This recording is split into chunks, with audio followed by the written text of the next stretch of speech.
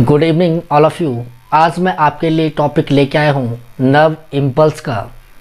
आपने nervous system में पढ़ा होगा, न्यूरॉन्स के अंदर आपने पढ़ा होगा कि रिसेप्टर से सिग्नल सेंट्रल नर्वस सिस्टम की तरफ जा रहा है और सेंट्रल नर्वस से सिग्नल आ रहा है आपके इफेक्टर की तरफ।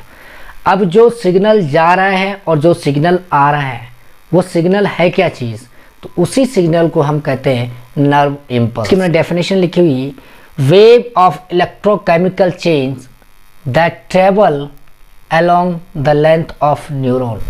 यानी एक ऐसी वेव है जो इलेक्ट्रोकेमिकल है और एक्सोन के अलोंग ट्रैवल कर रही है, उसे हम कहेंगे नर्व इम्पल्स। अब देखिए, इसमें सबसे पहले हम ध्यान रखेंगे इलेक्ट्रिक पोटेंशियल। इलेक्ट्रिक पोटेंशियल किस चीज़ को बोलते हैं? डेफिनेशन देखिए, पोटेंशियल ड्यू इलेक्ट्रिक चार्जेस, मतलब जहाँ पर चार्जेस होंगे वहाँ एनर्जी होगी और उस एनर्जी का प्रयोग हम अपने कार्यों में करेंगे। यहाँ पर मैंने एक एक्सोन की सेल ली है नॉर्मली, और इस सेल को अगर आप देखेंगे कि बाहर से इस पर पॉजिटिव चार्ज है और अंदर से इस पर नेगेटिव चार्ज है।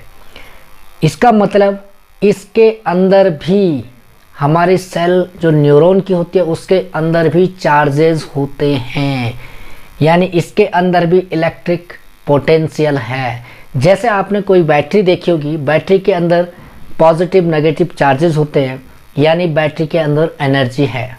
नेक्स्ट देखिए, आपने एक और ध्यान रखना, membrane potential, the potential existing at neuron membrane. यानी न्यूरॉन की जो मेम्ब्रेन है, ये आपकी न्यूरॉन की मेम्ब्रेन है,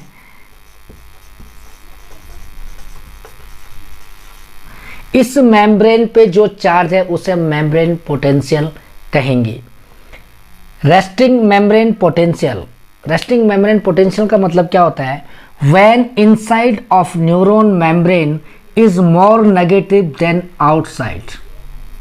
यानी जो आपका न्यूरॉन की सेल है, इसमें जो नेगेटिव चार्ज है ये इनसाइड ज़्यादा होता है आउटसाइड की अपेक्षा, और जो यहाँ पर पॉजिटिव चार्ज है आउटसाइड में, ये पॉजिटिव चार्ज ज़्यादा होता है इनसाइड की अपेक्षा, और इसका जो वोल्टेज होता है वो होता है -70 MV। अब ये -70 MV क्या है वो आगे आपको ज़्यादा बेहतर समझ में आएगा। हमारी जितनी भी सेल्स होती है अधिकांशतः वो पोलराइज स्टेट में होती हैं। पोलराइज स्टेट का मतलब क्या है कि बाहर से पॉजिटिव है और अंदर से नेगेटिव है। अब देखिए, ये क्वेश्चन बनता है कि सेल बाहर से पॉजिटिव क्यों होती है और अंदर से नेगेटिव क्यों होती है? इसका कारण क्या है कि इसके अंदर कुछ फ्लूइड है सेल के अंदर, जिस फ्लूइड को हम कहेंगे साइटोप्लाज्म। इसके बाहर भी फ्लूइड है और इसको हम कहेंगे एक्स्ट्रा सेलुलर फ्लूइड, इसको हम कहेंगे एक्स्ट्रा सेलुलर फ्लूइड। इस फ्लूइड में भी आयंस हैं और इस फ्लूइड में भी आयंस हैं। तो सबसे पहली बात हमने कहा कि बाहर पॉजिटिव है और अंदर नेगेटिव है, तो ये क्यों है? पहला कारण क्या है? सोडियम पोटेशियम पंप का। इसमें कुछ सोडियम और पोटेशियम के पंप होते हैं। इस तरह मैं यहां पर पंप को ड्रॉ कर रहा हूं। ये आपका सोडियम का पंप है और ये आपका पोटेशियम का पंप है। यानी ये पंप जब काम करते हैं तो 3 सोडियम के आयन को बाहर भेजेंगे और 2 सोडियम के आयन को अंदर भेजेंगे। तो पहला कारण देखिए, अगर एक बार ये काम करता है, एक ATP का यूज करके एक बार ये काम करेगा तो 3 आयन बाहर भेजेगा और 2 आयन अंदर भेजेगा पॉजिटिव के, यानी एक पॉजिटिव का अंतर आ रहा है। वैसे ही ये अगर 2 बार चलता है, 3 बार चलता है, ऐसे कर करके 30 बार अगर चलता है तो 30 पॉजिटिव आयन का डिफरेंस आएगा, यानी 30 पॉजिटिव आयंस का डिफरेंस आएगा। अब इस पंप ने जब पॉजिटिव आयन बाहर भेज दिए, यानी 30 का लगभग डिफरेंस आ रहा है, तो यहाँ पर पॉजिटिव की कंसंट्रेशन बढ़ जाएगी क्योंकि ये बाहर जा रहे हैं, पॉजिटिव ज़्यादा और अंदर कम आ रहे हैं, तो बाहर जब ज़्यादा जा रहे हैं तो 30 बार जाएंगे तो 30 प्लस ज़्यादा हो जाएगा, यानी कंसंट्रेशन पॉजिटिव की बढ़ जाएगी। और अंदर अगर पॉजिटिव कम आ रहे हैं, 2 पॉजिटिव आ रहे हैं तो अंदर कंसंट्रेशन कम हो जाएगी, तो इसको हम माइनस लिख सकते हैं। माइनस का मतलब यहाँ पर ये नहीं कि माइनस में है, इसका मतलब क्या है कि पॉजिटिव आयन बाहर ज़्यादा है अंदर की अपेक्षा, और पॉजिटिव आयन अंदर कम है बाहर की अपेक्षा। अगर अंदर कम है बाहर की अपेक्षा पॉजिटिव आयन, तो नेगेटिव में जाएंगे या नहीं जाएंगे, ये बात क्लियर होगी। अब पहला तो आपको क्लियर हो गया कि इसके कारण सेल की मेम्ब्रेन में बाहर की तरफ पॉजिटिव आयन होता है और अंदर की तरफ नेगेटिव आयन होता है, क्योंकि ये sodium potassium pump cell membrane में होते हैं। इसका जो पोटेंशियल होगा 70 माइक्रोवोल्ट, ये मैंने आपको पहले बताया था। ये क्यों होता है? क्योंकि अगर बाहर 100 है, अगर मैं इसको सपोज 100 मान लूं, इसकी कंसंट्रेशन पॉजिटिव की क्या है 100 है, और अंदर मैंने कहा था कि ये 30 बार चल रहा है, यानी 30 पॉजिटिव आयन का डिफरेंस आ रहा है, तो इसको मैं -70 कह सकता हूं, यानी -70 का डिफरेंस आ रहा है। इतने पॉजिटिव आयन कम है किसकी अपेक्षा? बाहर की अपेक्षा अंदर।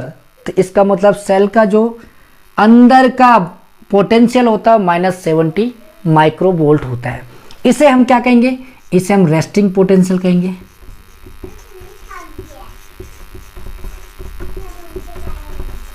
इसे हम कहेंगे रेस्टिंग पोटेंशियल। दूसरा कारण क्या था कि negative ions, negative proteins are unable to leave the cell, यानी इस सेल के अंदर कुछ नेगेटिव आयंस भी होते हैं।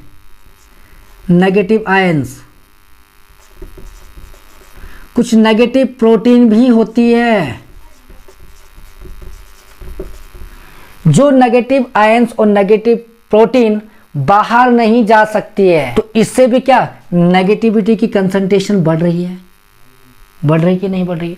क्योंकि ये बाहर नहीं जा सकते हैं, तो ये अंदर रहेंगे तो उस नेगेटिविटी को और बढ़ाएंगे, इसलिए सेल के अंदर नेगेटिव चार्ज होता है। Membrane at rest is more permeable to potassium than sodium. ये पंप जब काम करेंगे तो मैंने बताया था कि ये पंप पोटेशियम, 2 पोटेशियम को अंदर भेजता है। इसने एक बार काम किया, पोटेशियम अंदर आया, पोटेशियम अंदर आया, यानी बहुत सारा पोटेशियम 30 बार चलाए तो बहुत सारा पोटेशियम अंदर आया। ये पोटेशियम अंदर आ गया, ये बाहर जाना चाहेगा और ये अंदर आना चाहेगा। तो यहाँ पर पोटेशियम बाहर जा सकता है क्योंकि सेल मेम्ब्रेन परमेबल है, उस पोटेशियम को बाहर भेजने के लिए ये बाहर जा सकता है, लेकिन सोडियम परमेबल नहीं है अंदर आने के लिए। ये बाहर चला गया, ये बाहर चला गया, ये बाहर चला गया, ये बाहर चला गया, ये बाहर चला गया, यानी सारा पोटेशियम यहाँ आ गया, बाहर आ गया, बाहर आ गया। अब जब बाहर आ जाएगा तो इनकी जगह खाली हो जाएगी, इनकी जगह खाली हो जाएगी, यानी इनकी सीट खाली हो जाएगी। सीट खाली हो जाएगी तो इसको हम नेगेटिव में दिखा सकते हैं। इसको हम क्या दिखा सकते हैं? नेगेटिव में हम दिखा सकते हैं, क्योंकि सारा पोटेशियम बाहर चला गया और ये सोडियम अंदर आ नहीं सकता, तो ये पहले ही ऑलरेडी बाहर है तो पॉजिटिव है, तो यानी बाहर क्या हो गई? पॉजिटिव की कंसंट्रेशन और ज़्यादा बढ़ गई और अंदर और ज़्यादा नेगेटिविटी बढ़ गई। इसलिए ये कारण भी होता है कि सेल के भीतर की तरफ नेगेटिव चार्ज होता है और सेल के बाहर की तरफ पॉजिटिव चार्ज हो गया। यहाँ पर पोटेशियम आयन परमेबल है मेम्ब्रेन से बाहर जाने के लिए, जबकि सोडियम अंदर आने के लिए परमेबल नहीं है। ऐसा क्यों है? ऐसा इसलिए है क्योंकि हमारे सेल के मेम्ब्रेन में कुछ ऐसे चैनल्स होते हैं जिनसे आयन क्रॉस कर सकता है, क्योंकि आयन मेम्ब्रेन से क्या नहीं कर सकता? डिफ्यूजन के थ्रू क्रॉस नहीं कर सकता है, क्योंकि वो चार्ज पार्टिकल है और चार्ज पार्टिकल को लिपिड की मेम्ब्रेन एक्सेप्ट नहीं करती है, इसलिए मेम्ब्रेन में कुछ चैनल होते हैं। यहाँ पर देखिए मेम्ब्रेन के ऊपर मैं आपको लीकी चैनल बता के दिखा रहा हूँ कि लीकी चैनल क्या है। ये लीकी चैनल है, बहुत सारे लीकी चैनल होते हैं। ये सोडियम के लीकी चैनल भी होते हैं और पोटेशियम के लीकी चैनल भी होते हैं। अब इसमें सोडियम के लीकी चैनल कम होते हैं पोटेशियम की अपेक्षा, यानी पोटेशियम के लीकी चैनल ज़्यादा होते हैं। तो यहाँ से जितना भी पोटेशियम अंदर आएगा ये जितना भी पोटेशियम अंदर आएगा, ये सारा पोटेशियम लीक आउट हो जाएगा बाहर। ये सारा पोटेशियम लीक आउट हो जाएगा बाहर। ये सारा पोटेशियम लीक आउट हो जाएगा बाहर। ये बाहर चला गया, ये बाहर सारा, मतलब यहाँ से भी कुछ पोटेशियम बाहर चला जाएगा। तो बाहर क्या हो जाएगी, पोटेशियम जब बाहर चला जाएगा तो उसकी पॉजिटिव की कंसंट्रेशन बढ़ जाएगी और अंदर नेगेटिविटी बढ़ जाती है। इसलिए मैंने बताया था कि परमेबल इसलिए होता है क्योंकि इसमें लीकी चैनल होते हैं। दूसरे प्रकार जो चैनल होता है उसको कहते हैं voltage gated channel. Voltage gated channel केवल तब खुलते हैं, ये भी एक क्लोज रहते हैं, ये ऑलवेज क्लोज रहते हैं, हमेशा बंद रहते हैं। ये केवल तब खुलते हैं जब मैंने बताया था कि -70 जो माइक्रोवोल्ट वोल्टेज है उसमें डिफरेंस आएगा। यानी सेल के अंदर का क्या है, -70 माइक्रोवोल्ट पोटेंशियल है। जब इसमें इस वोल्टेज में कोई डिफरेंस आएगा ये तभी खुलेंगे। यानी ये कह सकते हैं आप कि इनके खुलते ही इसमें डिफरेंस आना शुरू हो जाएगा। तो जहाँ पर वोल्टेज में डिफरेंस आएगा तब ये चैनल काम करेंगे। तो ये भी पोटेशियम के भी होते हैं, सोडियम वोल्टेज गेटेड चैनल भी होते हैं, इस तरह के गेट होते हैं, इसको कहेंगे वोल्टेज गेटेड चैनल। तीसरे प्रकार का जो चैनल है वो है मैकेनिकली गेटेड चैनल। ये भी सोडियम के भी होते हैं, पोटेशियम के भी होते हैं और ये हमेशा बंद रहते हैं। ये केवल तभी खुलेंगे जब इस गेट पर कोई प्रेशर पड़ेगा, यानी प्रेशर लगेगा, कोई मैकेनिकली प्रेशर लगेगा। जैसे सपोज ये स्किन है और स्किन के ऊपर मैंने उंगली से प्रेस किया, यानी प्रेस किया तो इसके अंदर न्यूरॉन है और न्यूरॉन में एक प्रेशर पड़ा उसके डेंड्राइट पर और ये चैनल खुल गया। जब खुल गया तो तभी सिग्नल रिसेप्टर से रिसीव किया और हमारे नर्वस सिस्टम में गया। एक और गेट इसमें होगा जिसे कहेंगे लिगेंड गेटेड चैनल। ये भी हमेशा क्लोज रहते हैं। ये भी पोटेशियम के भी होते हैं और सोडियम के भी होते हैं। ये केवल तभी खुलेंगे जब वहाँ पर कोई केमिकल आएगा, केमिकल के कारण ही ये गेट खुलेंगे, ठीक है ना, या केमिकल का सेंस रिसीव किया जाएगा तब ये गेट ओपन होंगे। इसको कहते हैं लिगेंड, का मतलब ही है केमिकल। क्लियर हो गया? इसको लिगेंड गेटेड चैनल कहते हैं। तो ये आपके यहाँ पर और चैनल हो गए लिगेंड गेटेड चैनल। ये भी बहुत सारे होते हैं। अभी तक एक बार हम दोबारा देखेंगे कि हमारी जो अधिकांश सेल थी वो पोलराइज स्टेट में थी। पोलराइज स्टेट का मतलब अंदर से नेगेटिव थी और बाहर से पॉजिटिव चार्ज था। और इस चार्ज में जो अंतर था वो अंतर था आपका -70 माइक्रोवोल्ट। -70 माइक्रोवोल्ट को कहेंगे हम रेस्टिंग पोटेंशियल। अब इसके भी 3 कारण थे कि हमारी सेल पोलराइज स्टेट में क्यों रहती है, यानी माइनस चार्ज अंदर और पॉजिटिव चार्ज बाहर क्यों होता है। तो मैंने 3 कारण बताए थे। पहला कारण मैंने बताया था सोडियम पोटेशियम पंप, जिसमें से 3 सोडियम के आयन बाहर जा रहे थे और 2 पोटेशियम के आयन अंदर आ रहे थे। दूसरा कारण जो मैंने बताया था कि सेल के अंदर कुछ नेगेटिव प्रोटीन और नेगेटिव आयन्स होते हैं जो सेल मेम्ब्रेन के बाहर नहीं जा सकते। इसके कारण भी सेल मेम्ब्रेन के अंदर माइनस चार्जेस थे। तीसरा मैंने कारण बताया था कि जब मेम्ब्रेन रेस्ट में होती है तब पोटेशियम परमेबल होता है सेल मेम्ब्रेन से बाहर जाने के लिए, लेकिन सोडियम परमेबल नहीं है सेल मेम्ब्रेन से अंदर आने के लिए। तो ये 3 कारण थे। अब देखिए, मैंने आपको बताया था कि हमारी सेल मेम्ब्रेन में कुछ चैनल होते हैं, जैसे लीकी गेटेड चैनल था, मैकेनिकल गेटेड चैनल था, वोल्टेज गेटेड चैनल था, केमिकल गेटेड चैनल था। इस तरह के गेटेड चैनल हमारी सेल मेम्ब्रेन में होते हैं।